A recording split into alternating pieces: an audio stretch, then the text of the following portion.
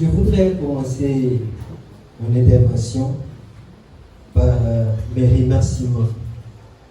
Des remerciements qui viennent du fond du cœur pour cet ouvrage qui porte sur notre profession. Une profession qui est mal aimée, mal comprise, mais qui correspond, pour ceux qui le savent, au cœur de la justice. C'est pourquoi je vais commencer par cette citation.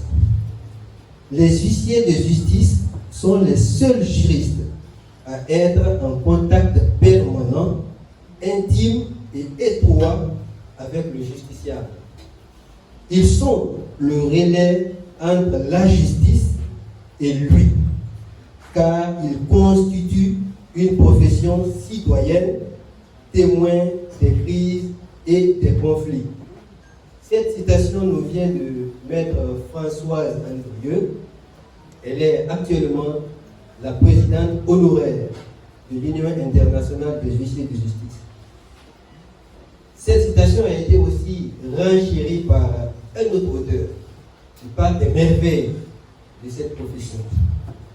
Dans toute civilisation évoluée, l'huissier de justice est apparu au moment où la justice publique a remplacé la justice privée. Ce qui veut dire que toute société, à un moment de son histoire, a connu des périodes de barbarie. En France, il y avait des pratiques d'ordalie, règlement de compte, qu'on appelait solidarité familiale. Il y avait des épreuves de feu, des épreuves de fer qu'on faisait subir à ceux qui doivent en principe connaître les dernières rigueurs de la loi.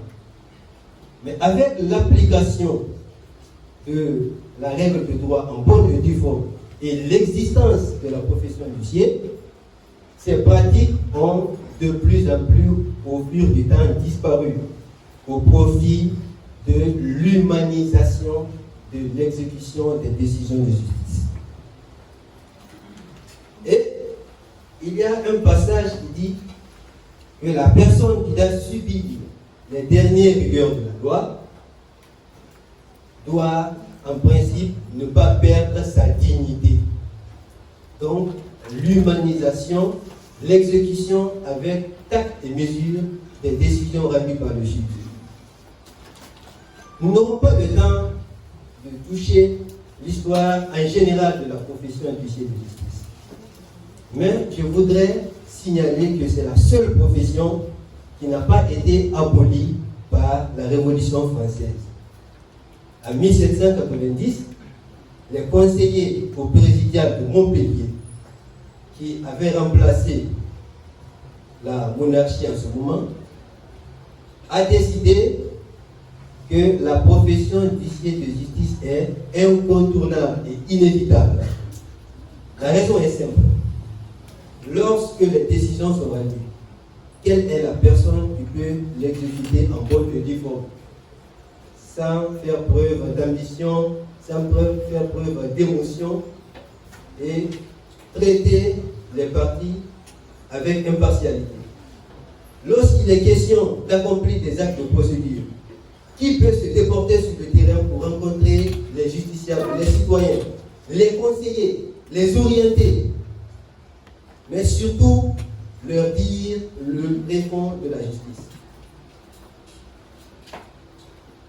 On doit aussi la prise de la Bastille à un huissier, Maître Maillard, qui a permis à la nouvelle révolution de franchir le fossé qui existe entre la monarchie et les prisons. Donc, cela s'avère que c'est une profession qui, malheureusement, n'est pas connue, mais qui constitue un maillon fort de la justice.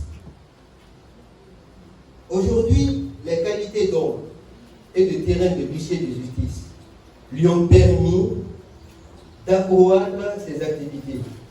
Donc, nous, huissiers de justice, sommes passés de la simple signification et exécution des décisions de justice au constat, à la liquidation, à la médiation et même aujourd'hui au séquestre conventionnel. Comme le sujet d'aujourd'hui ne porte que sur l'histoire de cette charmante profession, nous allons nous focaliser sur celle de la Guinée. Et dans ce sens, nous allons toucher de la période coloniale à la fin de la République, la première République, dans notre première partie,